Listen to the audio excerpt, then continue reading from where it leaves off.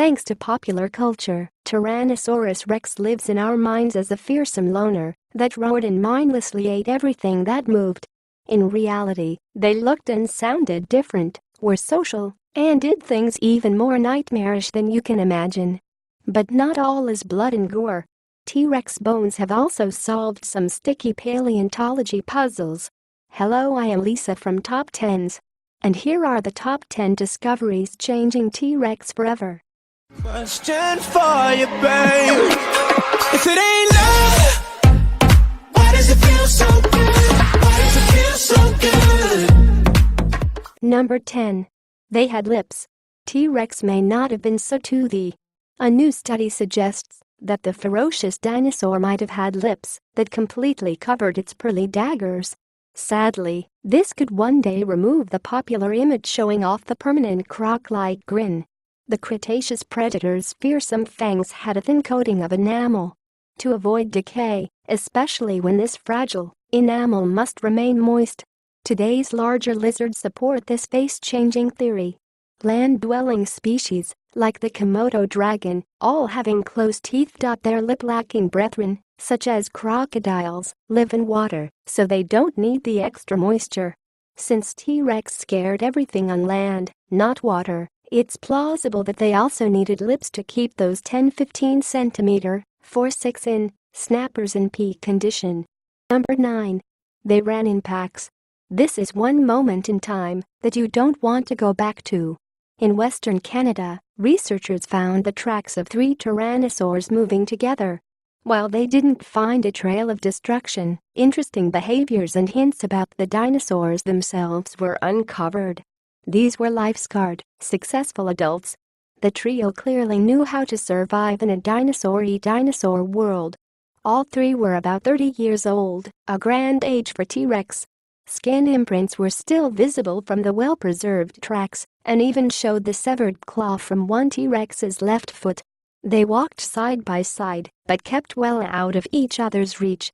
The 70-million-year-old spoor is the first discovery of a stretch of T-Rex tracks as well as the best evidence that the beasts did form herds. Number 8. Teenage terrors. There's a reason why the Canadian 3 kept their distance from each other. From an early age, T-Rex kids locked in vicious battles with each other. An adolescent fossil called Jane, although her gender is unknown, was bitten to the bone by another testy teen. Her snout and upper jaw suffered a serious attack that broke her nose. The scrap was with a peer of similar age since her own teeth fit the shape and size of the scars. When Jane was about 12, she died. By then, her snout had already healed, although it was somewhat flattened. This means that the fight occurred when she was years younger. At 12, Jane was already a tool of terror. Tiny compared to an adult T-Rex, she measured 7 meters, 22 feet, long and almost 2.5 meters, 8 feet, at the hip. The youngster weighed a hefty 680 kilograms, 1,500 pounds. Number 7. The gender breakthrough.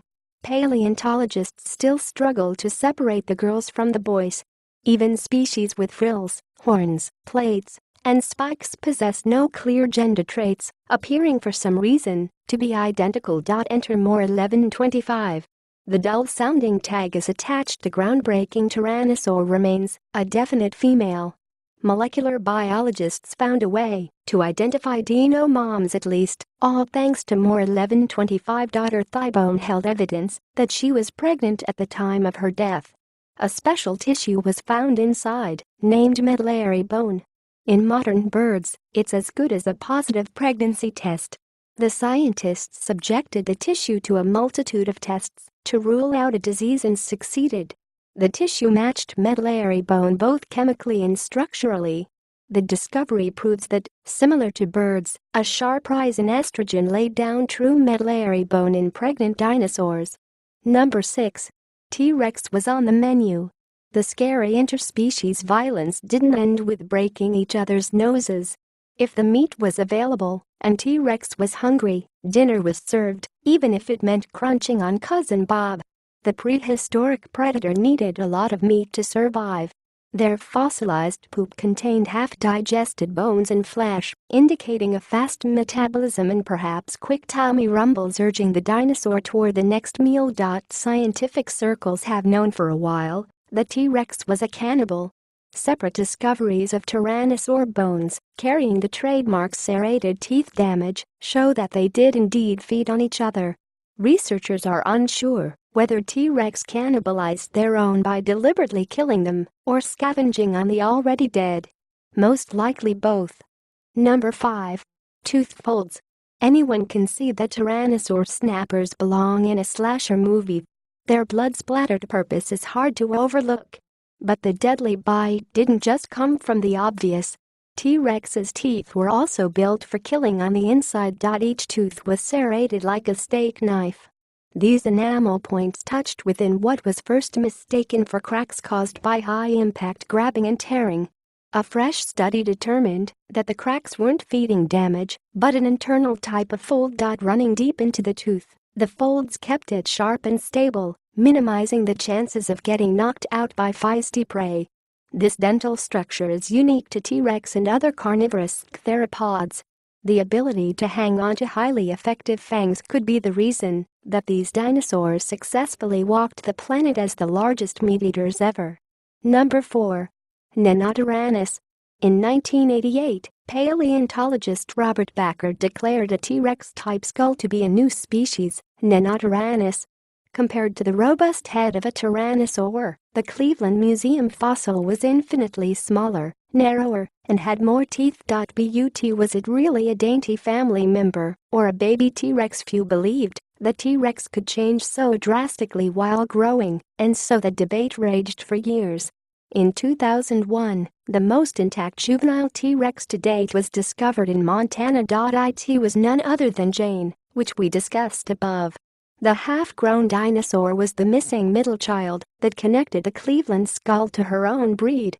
She possessed the jawbone gaps once thought to be unique to little Nano. Nenotyrannus was made obsolete. But in its place, researchers now know that T-Rex did indeed switch its looks big time during the different stages of its growth. Number 3. Intelligence made them apex predators. Another gap existed in the T-Rex timeline, in this case within its evolution. Ironically, it also involves a smaller tyrannosaur. This one was a family member, an ancestor called Tyrannosaurus eotica. Previously, experts couldn't understand how the earliest horse-sized forerunners developed into the most feared apex predator that would eventually weigh over 7 tons. Tyrannosaurus may be the answer. Its brain case indicates a math nerd intelligence and could prove that smarts, not monstrous size, was behind T-Rex's rise to dominance. The Tyrannosaur group played second fiddle for millions of years to larger carnivores. They only rose to the top of the food chain when T-Rex's competition mysteriously went extinct. When the apex predator position became available, they already possessed the intelligence and sharp senses to beat other takers. Interestingly, their famous bulk only evolved later, near the end of the dinosaur age. Number 2. Decapitation specialists. Researchers were intrigued by Triceratops neck frills that revealed an unknown behavior from T-Rex. Fang marks matched the predator biting and even pulling on the frills. Each prey fossil examined was determined to be dead at the time. The T-Rex appeared to develop a fascination with the bony appendages. Wondering why they would nibble on something that had no meat, scientists looked deeper. What they found was horrifying. Adult T-Rex had the habit of decapitating Triceratops.